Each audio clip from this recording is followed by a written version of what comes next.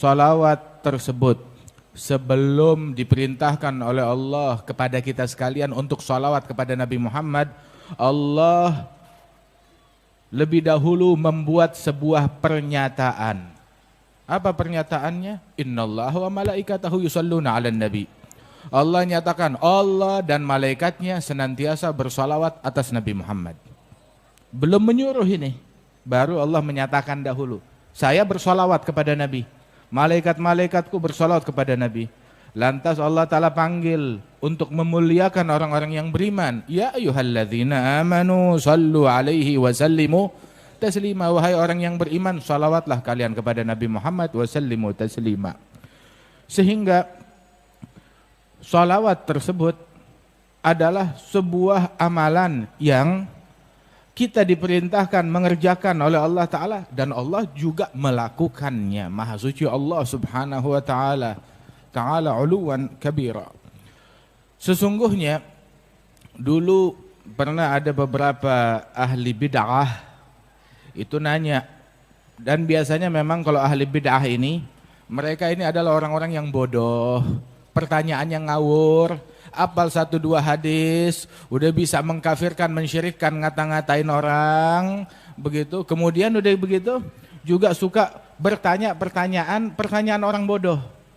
Tahu, datang ke Sayyid Muhammad bin Alwi bin Abbas al-Maliki, dia tanya, usil, Allah sekarang lagi ngapain? Oh, dia bilang, Ustadz, katanya ente orang alim. Saya mau tanya, kalau betul kamu alim di tengah majelis, saya mau nanya, Allah lagi ngapain sekarang? Ini pertanyaan kurang ajar apa enggak nih? Ada gak suka ente terima SMS, lagi ngapain? Kita aja ditanya lagi ngapain sebel. Ini siapa? Kagak ada namanya, tahu-tahu nanya lagi ngapain. Nah bayangin, nanya Allah lagi ngapain sekarang?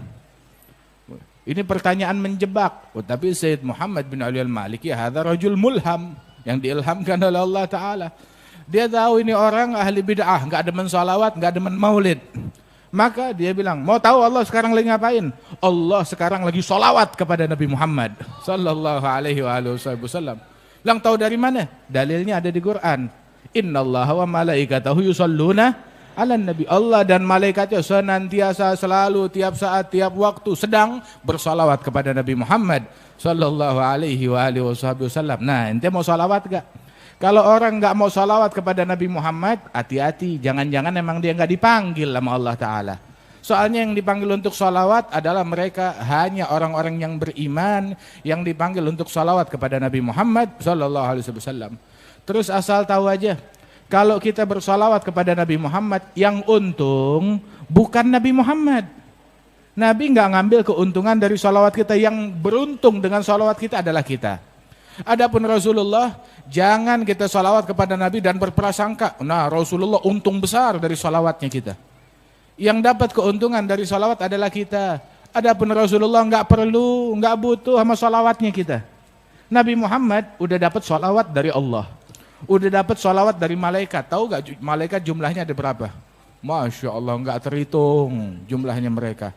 Gak terhitung, jauh lebih banyak daripada jumlah manusia dan jin. Itu malaikat jumlahnya banyak, semuanya salawat kepada Nabi Muhammad. Kemudian, terus masa iya Rasulullah masih butuh sama salawatnya kita? Dan asal tahu aja, salawat dari kita ini berasal dari lisan. Lisan kita penuh kekurangan. Lisan kita kadang suka ngomong yang haram, bukan kadang, sering. Bukan sering, jarang ngomong yang benar lisannya kita. Ya jujur aja kita begitu. Jarang ngomong yang benar. Begitu sekalinya kita mau jadi orang benar, tetap aja keluar kata-kata buruk, ntar keluar kebohongan, ntar keluar ghibah, ntar keluar namimah, ntar keluar cacian dan makian. Na'udzubillah min dzalik, dalam sesaat hancur amalan kita.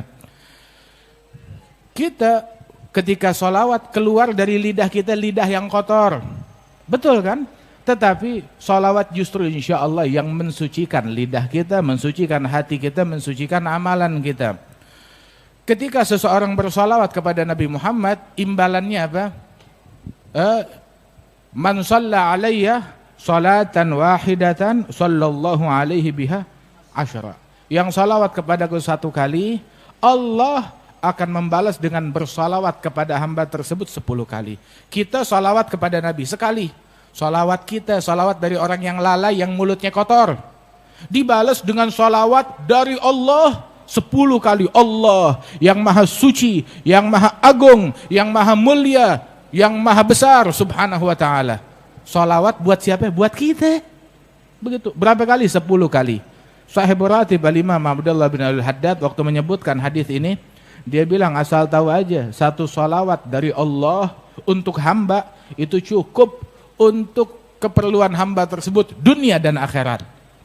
Satu salawat dari Allah untuk hamba. Bagaimana kalau 10 salawat sebagai imbalan dari satu salawat yang kita berikan kepada Nabi besar Muhammad sallallahu alaihi wasallam. Makanya Nabi suruh kita salawat yang banyak. Bukan Nabi mau ngambil untung, biar kita yang dapat keuntungan dengan salawat kepada Rasulullah sallallahu alaihi wasallam. Sebab dijamin amaluna bainal qabul wa raddiha. Amalan kita antara gobul, diterima atau ditolak. Semua amalan. Allah hanya menerima la yaqbal illa thayyiban, hanya menerima yang bagus. Amalan kita ini antara diterima dan ditolak. Ada yang diterima, ada yang ditolak. Begitu. Kan Al-Imam Syekh Umar Mahdhar Ibn Al-Imam Abdurrahman As-Saggaf, beliau sampai bilang, "Ini wali besar, tapi walaupun dia wali besar tidak ghurur." Enggak tertipu dengan dengan keilmuan, dengan pengikut, dengan ibadat dia tetap masih takut kepada Allah Subhanahu wa taala. Ini penyakit ghurur ini melanda semua orang. Kemarin kan kita bahas tentang bab ghurur kan beberapa waktu yang lalu. Itu melanda semua orang. Ghurur, tertipu dengan ilmunya, tertipu dengan ibadatnya, tertipu dengan pengikutnya, tertipu dengan followernya, tertipu dengan kepandaiannya dalam bicara, dalam ini itu segala macam, dengan hartanya banyak. Ini beliau ini amalannya banyak, ibadatnya banyak. Di antara amalannya beliau itu dalam satu nafas dia membaca ya latif ya latif ya latif 1000 kali dalam satu nafas.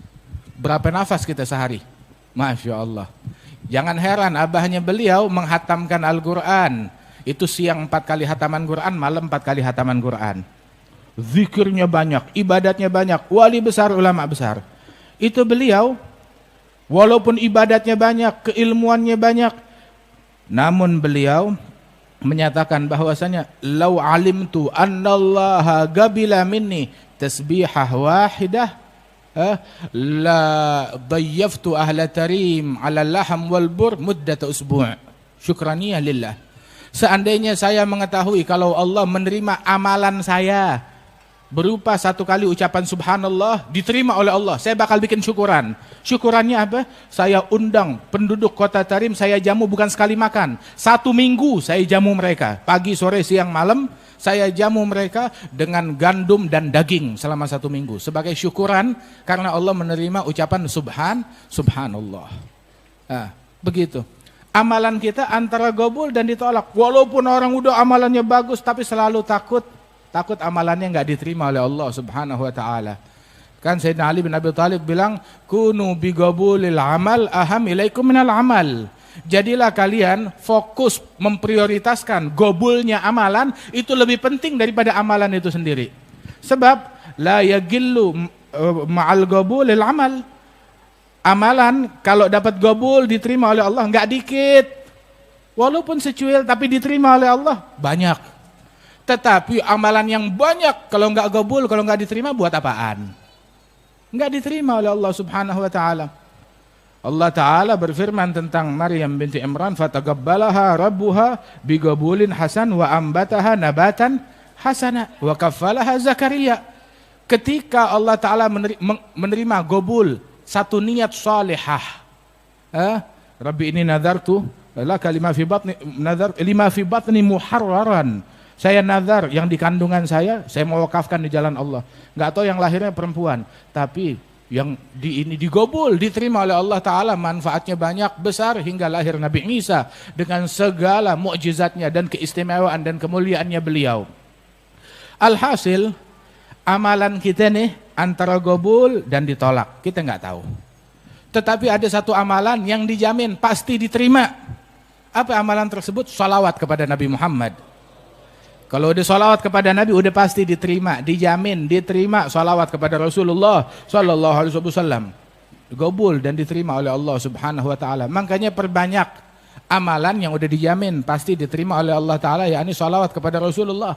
Apalagi di zaman sekarang ini, masyi anfa' li ahli zaman min kathratil istighfar wa kathratis shalah ala nabiyil mukhtar. Nggak ada yang lebih manfaat untuk orang-orang zaman sekarang melebihi banyak istighfar dan banyak salawat kepada Nabi besar Muhammad sallallahu alaihi wasallam.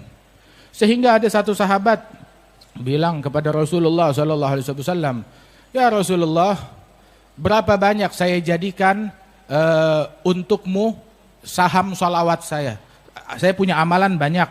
Berapa banyak dari amalan saya yang saya jadikan, saya peruntukkan untukmu salawat?" Dia bilang, "Terserah kamu." Dia bilang, "Rubu' ya Rasulullah, 1/4 amalan saya isinya salawat buat kamu." Masya Allah, bagus. Fa in zitta ala dzalik fahuwa ahsan. Kalau kamu bisa kasih lebih baik lagi. Kalau begitu 1/3-nya, bagus. Kalau lebih baik lagi. Kalau begitu setengahnya, bagus kata Rasul. Kalau lebih baik lagi. Kalau begitu 2/3 isinya salawat. Rasul bilang, bagus. Fa in zitta ala dzalik fahuwa ahsan. Kalau kamu bisa lebih, maka lebih baik untuk kamu. Hingga dia bilang, kalau begitu 100% amalan saya sholawat kepada Rasulullah sallallahu alaihi wasallam. Jadi dia ada waktu tertentu tuh, begitu, wiridnya semuanya sholawat kepada Rasulullah. Nabi bilang, kalau begitu, idzan tukfa hammuk yughfar dzambuk. Kalau begitu, stresmu, beban pikiranmu bakal dicukupi oleh Allah Ta'ala. Dan dosa-dosamu akan diampuni oleh Allah Subhanahu wa Ta'ala. Ini kita nih hidup di dunia. Kita manusia ini punya 2 kehidupan. Kehidupan dunia, terus kehidupan akhirat. Makanya jangan ruwet sama dunia mulu. Kita masih ada urusan akhirat lagi. Ini dunia aja. Sampai yang akhirat dicemarin ntar sama dunia. Kita hidup nih bukan di dunia doang. Ada dunia, ada akhirat. Nah, kalau urusan kita punya stres, beban pikiran, ya baik itu hutang, urusan ekonomi, urusan politik, urusan keamanan, urusan kesejahteraan, keluarga, rumah tangga, itu kan urusan duniawi. Kalau pikiran kita urusan dunia udah dicukupin sama Allah Ta'ala, senang nggak? Senang. Stres kita dicukupin oleh Allah, dihandle oleh Allah Ta'ala, berarti urusan dunia udah kelar. Dosa kita diampunin oleh Allah Ta'ala, tuh urusan akhirat udah kelar, khalas. Dunia selesai, akhirat selesai. Siapa itu? Orang yang banyak salawat kepada Nabi besar Muhammad sallallahu alaihi wasallam. Nabi bilang, kalau begitu urusan kamu, stres kamu dihandle, dicukupin oleh Allah, dan dosa kamu diampuni oleh Allah Subhanahu wa Ta'ala. Beres deh urusan dunia dan akhiratnya dia. Dulu tuh ada Al-Imam Jazuli. Al-Imam Al-Jazuli, dia sekali itu jalan sama teman-temannya dalam sebuah safar perjalanan. Akhirnya mereka mau sholat, mau wudhu. Begitu, perkampungan agak jauh. Lihat di situ ada sumur. Alhamdulillah ada sumur. Lihat dalam sumur ada airnya. Ya tinggal wudhu kan. Nah sekarang mau ngambil airnya bagaimana? Nggak ada tali, nggak ada timba. Dia bingung. Nggak taunya, nggak lama tuh ada anak kecil datang. Lagi main deket situ. Dia bilang, kenapa kalian pada ngelilingin sumur bapak-bapak? Dia bilang, kami ngelilingin sumur, kami mau ambil wudhu, Neng. Kita mau ambil wudhu, cuma kagak ada timbanya, nggak ada talinya. Bilang, emang kalau ngambil air di sumur ini perlu timba, perlu tali? Dia bilang, iya. Kita biasanya kalau orang kampung, kita selalu ngambil air di sini, cuma nggak pakai timba, nggak pakai tali. Tapi sebagaimana? Gini doang, deket ke mulut sumur, ke bibir sumur, diludahin tuh sumur, ditiup tuh sumur, tahu-tahu airnya naik, meluap, tumpah keluar. Nah, tuh airnya kalian. Gitu caranya. Itu Imam Jazuli heran. Masya Allah, nih anak kecil kok punya keramat kayak begini. Ditanya, kamu anaknya siapa? Ya saya anak orang kampung sini biasa aja. Tunggu, pasti ada sesuatu. Amalan kamu apa? Oh, saya diajarin tiap hari untuk sholawat kepada Nabi Muhammad. Emang berapa kali kamu sholawat dalam sehari? Ya enggak banyak, tiap hari saya salawat kepada Nabi 15.000 kali.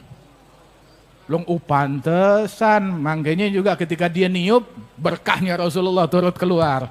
Masya Allah, Nabi Muhammad SAW jalan sama sahabat. Itu jalan bersama sahabat, bersama pasukan. Lihat di sumur kering, kerontang, kosong. Ya Rasulullah, sumurnya kering.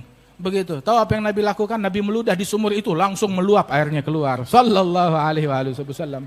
Sekali lagi, masuk dia lewat lagi. Ada sumur gak? Ada, tapi kering ya Rasulullah.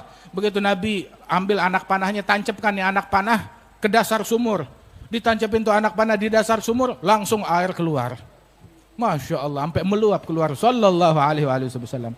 Ini Imam Jazuli ngelihat begitu terpacu, ini berkat sholawat, sampai bisa begitu. Akhirnya tahu gak? Dia merangkum sebuah buku isinya kumpulan sholawat kepada Nabi Muhammad Sallallahu alaihi wasallam. Jadi dia tuh kitab yang namanya Dalailul Al-Khairat, karangannya Imam Al-Jazuli. Dibaca, ada bacaan sholawat hari Senin, hari Selasa, hari Rabu, hari Kamis, hari Jumat, Sabtu, Minggu. Begitu terus. Begitu diulang-ulang setiap hari biar ada sholawat kepada Rasulullah Sallallahu alaihi wasallam.